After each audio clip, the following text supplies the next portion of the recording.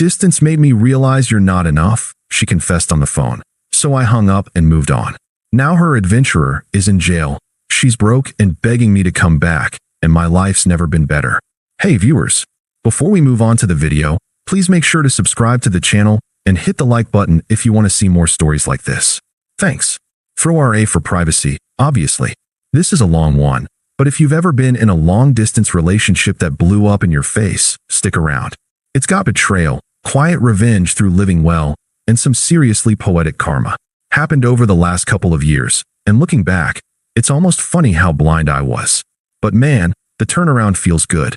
I'll break it down chronologically because it's easier that way. The beginning. How we got here. I met Sarah online about 3 years ago. We were both in our early 30s, she in a bustling town a few states away, working in marketing, and me in my coastal city with a steady tech job.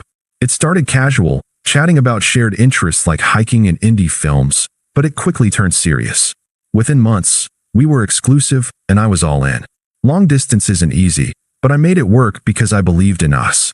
I was the loyal type, the guy who shows up. Every other weekend, I'd hop in my car for that 8-hour drive just to spend 48 hours with her. Flights when I could afford them, surprise deliveries of her favorite coffee beans or books she'd mentioned wanting. I even passed up a promotion at work once because it would have meant relocating farther away, didn't want to add more strain. Flashback to one of those visits. I'd driven through a storm, showed up soaked at her door with takeout from that little Thai place she loved. She pulled me in, laughing, and we spent the night talking about future trips we'd take together. You're my rock, Alex, she'd say, curling up against me. I ate it up, thinking this was it, the real deal. But over time, things shifted, subtly at first. She'd cancel plans last minute, blaming work stress or needing space to recharge. Her social media started filling with posts about craving adventure and vague captions like, "Sometimes you outgrow the familiar." I'd brush it off as the distance wearing on her, but deep down, it gnawed at me. Why was I always the one initiating?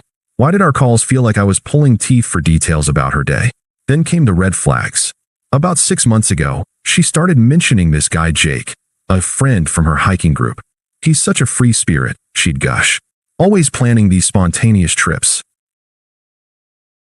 I didn't think much of it until I saw a photo she posted. Them at a viewpoint, arms around each other, captioned, "Living on the edge with the best adventure buddy." Comments from her friends hyping it up. I confronted her gently over text. Didn't want to seem jealous, but she laughed it off. "It's nothing, Alex. You're being paranoid. Distance is making you overthink." I swallowed it, but the doubt lingered. I'd sacrificed so much, time, money, emotional energy, to keep us connected, and it felt like she was pulling away. Nights alone in my apartment, staring at the ceiling, I'd wonder, am I enough? Is this just how LDRs go, or is something off? I pushed through, planning our next visit, because that's what committed guys do, right? We don't bail at the first sign of trouble. Little did I know, trouble was already there. The betrayal, the call that ended it all, had hit on a random Tuesday evening.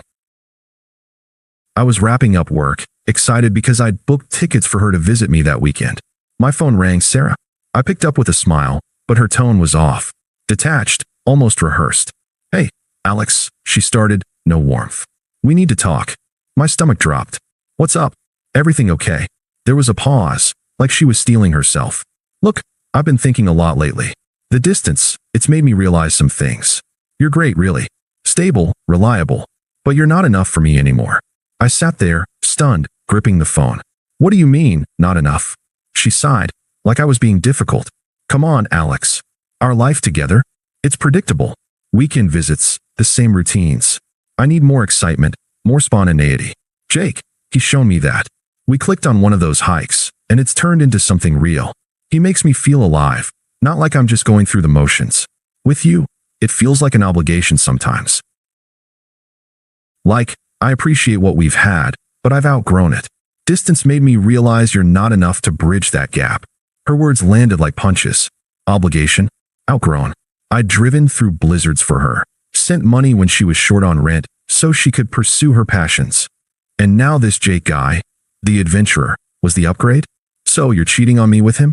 I asked, voice steady even though my chest tightened. "It's not cheating if I'm ending it now," she snapped back, defensive. "We've been emotional for a while. Yeah, but physically? It just happened recently. Don't make this dramatic. I'm being honest here. You deserve someone who matches your energy. The safe, homebody vibe. Jake and I, we're planning trips, real adventures. He's got this energy that pulls you in. You wouldn't get it. You're too content with the everyday. I could hear the smugness in her voice, like she'd rehearsed this speech. Twisted logic. Blaming the distance instead of her choices, justifying betrayal as growth. Part of me wanted to yell, to demand details, to beg her to reconsider. But something clicked. All those sacrifices flashing back, the missed opportunities at work, the lonely nights reassuring myself it was worth it. For what? To be discarded like yesterday's news? Okay, I said simply. Okay, that's it. She sounded almost disappointed, like she'd expected a fight. Yeah, if that's how you feel, then we're done. I kept my tone even, no emotion leaking through. She huffed. Well, all right then. I guess that's mature of you. Take care, Alex. Maybe we'll catch up someday as friends. Don't count on it, I replied and hung up. I didn't cry or rage. Just sat there in the silence of my apartment, the weight of it sinking in. Confusion swirled. How could someone flip so callously? The unfairness burned. I'd been loyal, committed, and this was the thanks?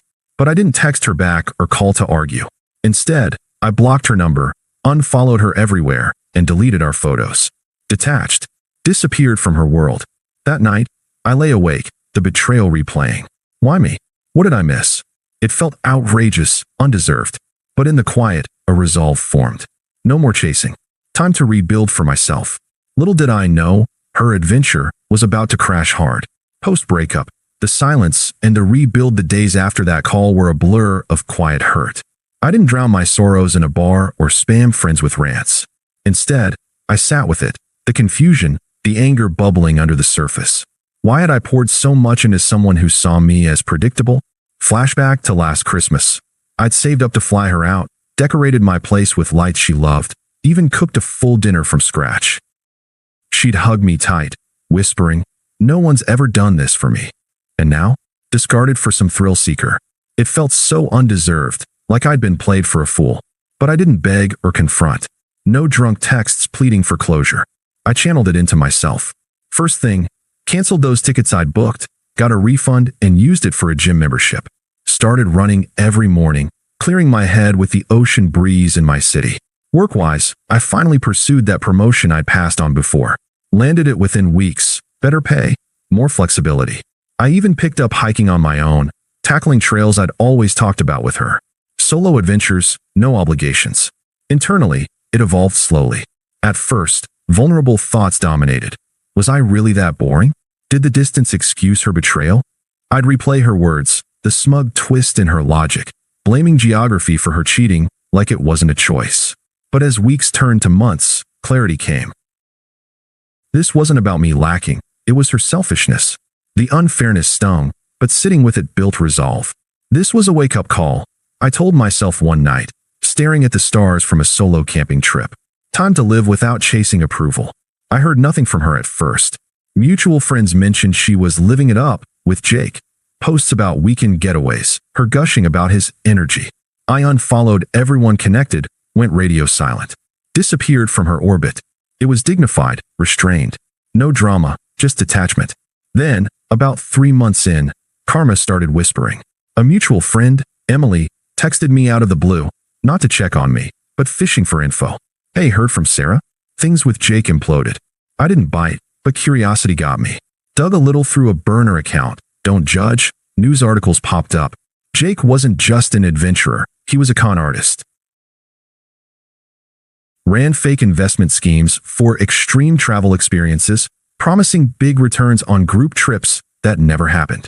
Scammed dozens, including Sarah. He drained her savings, thousands she'd invested in his business, then ghosted her when the cops closed in. Arrested for fraud, facing years behind bars. Sarah? Left high and dry. Lost her job because the stress tanked her performance. Missed deadlines, emotional breakdowns at work. Friends distanced themselves once the truth spread. No one wanted association with the drama. She was isolated, broke, crashing on couches. Her posts vanished, replaced by silence. I didn't gloat, just noted it with a nod. Justice felt earned. Ironic. Her exciting upgrade was a fraud. while my boring stability had me thriving. But I let it breathe, focused on my arc, traveled solo to a mountain town we'd once dreamed of, hiked peaks alone. Felt free.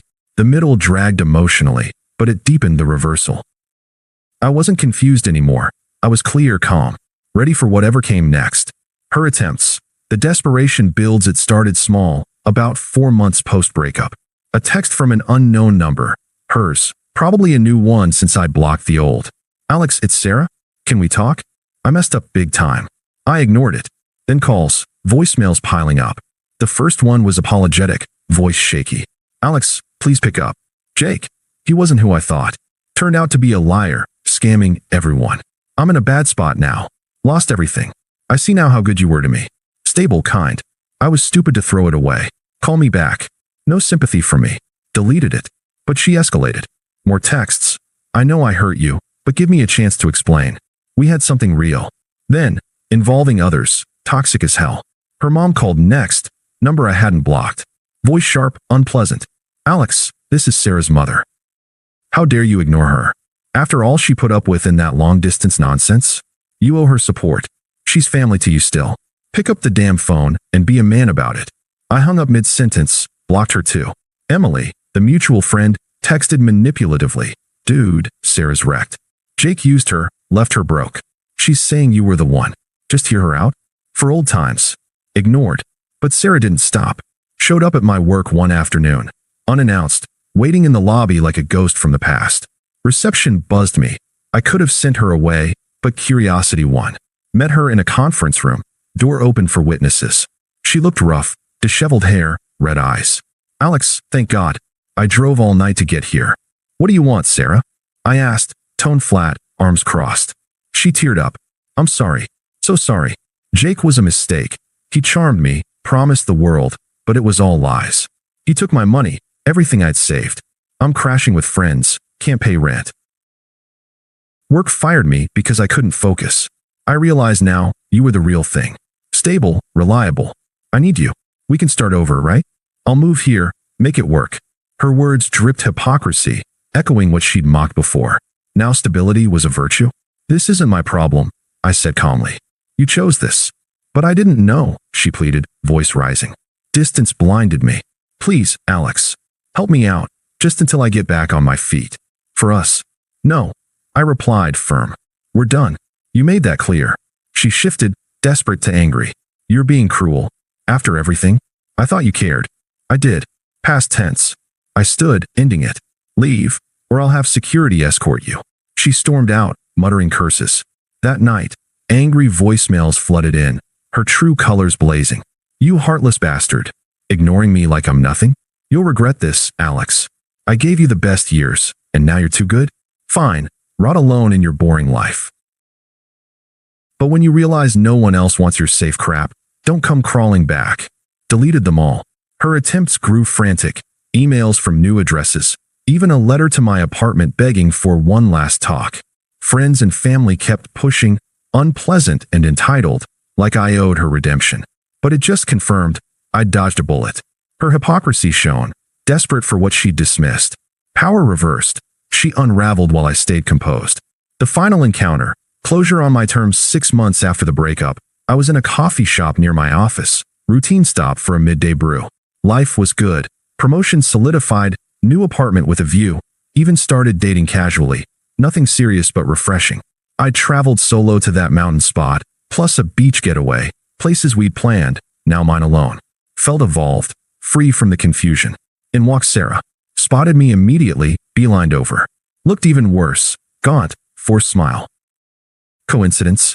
Maybe, or she'd stalked my routine. Either way, a mutual acquaintance from our old circle was at a nearby table.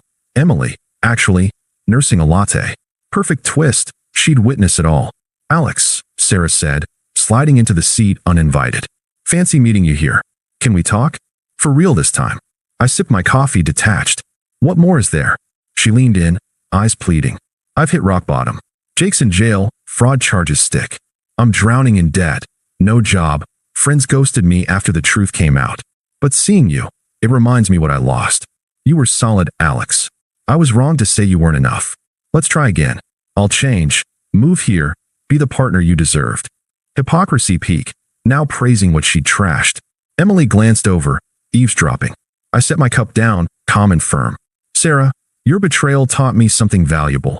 My worth isn't tied to fixing someone else's messes. I built a life without obligations like the ones you ran from. Traveled those places we talked about, solo, on my terms. Thriving at work, at peace.